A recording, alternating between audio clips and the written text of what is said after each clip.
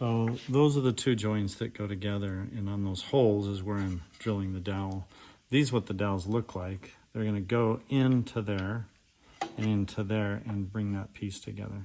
These pieces need these dowels to hold it together. Just gluing these together is not strong enough because of this end grain.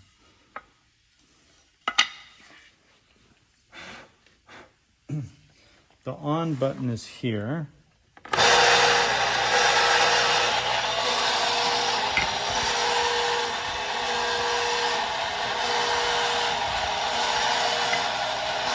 And I'm lining up that line with this line right here.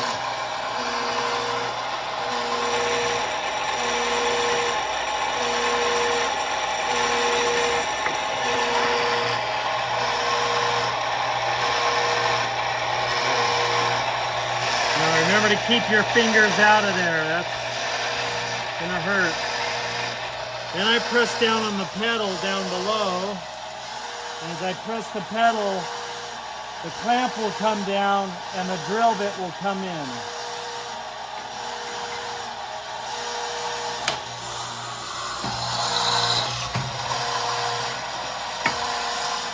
That's what it drills.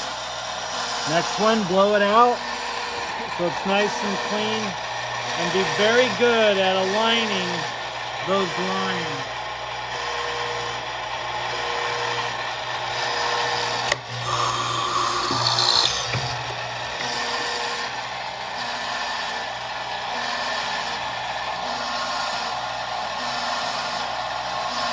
Now let's do the mating side.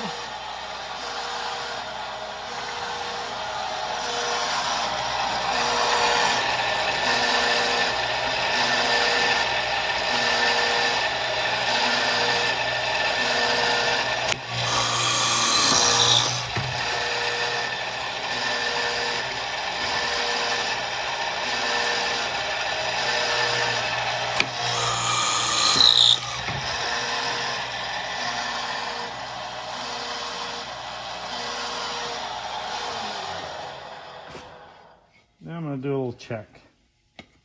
Boom. Later that'll get glued in. Now this wants to match pretty well here. If you're finding that your board doesn't match, I'm talking about maybe it's like this, that's a problem. You get about a 1/16 of an inch is all the tolerance you get. So if you like that, that works. Anything less than that or to there. But if it's more than a 1/16 like that, that's too much. And what that means is you just didn't line it up very good on your line. And just try re-drilling it and see if it'll fit better. Now I've got to now drill every hole that I marked on all of my styles and all of my rails.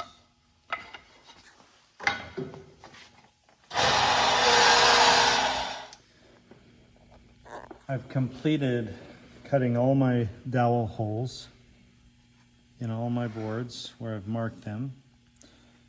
And the last thing I need to do for this procedure is to cut off the feet.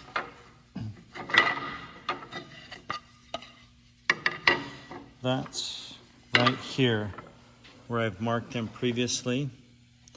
That's the foot of the nightstand, and it just gives it a little more decorative look. So there's the feet of one face frame, and then there's the feet of the other one. We're going to cut most of it off with the bandsaw, and then we'll sand the rest of it. Make sure that guard is down. It should be only 1/8 of an inch above the wood to be cut. Right? That way, if you run into that blade accidentally, it's got some safeguard. Now that angle, line it up with the angle of the blade. The blade comes like this, so it makes sense for me to cut it in line, right? Notice the style here, it is coming to an angle to the saw because the line is lined up with the blade. I'm going to cut it about 1/16 of an inch away. Please don't cut into your line.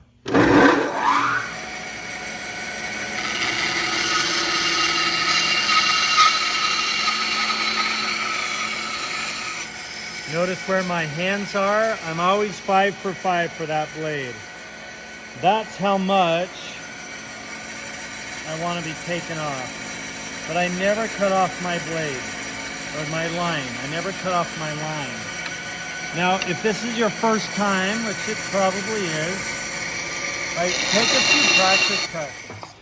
Get a feel for what it's like to run that blade parallel with that line. And then when you're ready to cut it, we're going to be about 1/16 of an inch away. And if you find that you start cutting into your line, we'll stop cutting and pull it out and then try to redirect it.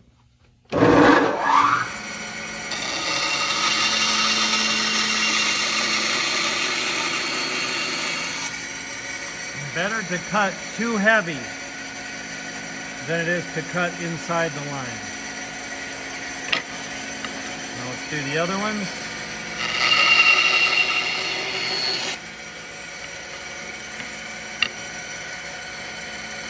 Notice where my hand is. It's outside of the 5 for 5 area.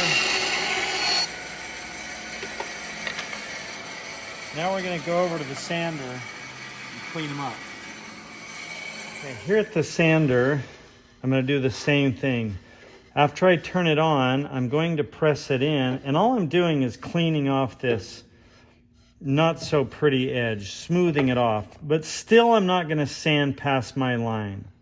Leave that line there. It's going to take very little effort. I want the line parallel to that blade. To turn on this sander, you twist the red, press the green. Just carefully put some pressure on it. Not too hard. You don't want it to take it and throw it. Just nice and easy. I should be able to release that anytime and have it sit there and not move. And I don't have to go very far, just enough to clean up that edge. I need to go a little bit more, and that's good. It's okay to leave that line. Next one.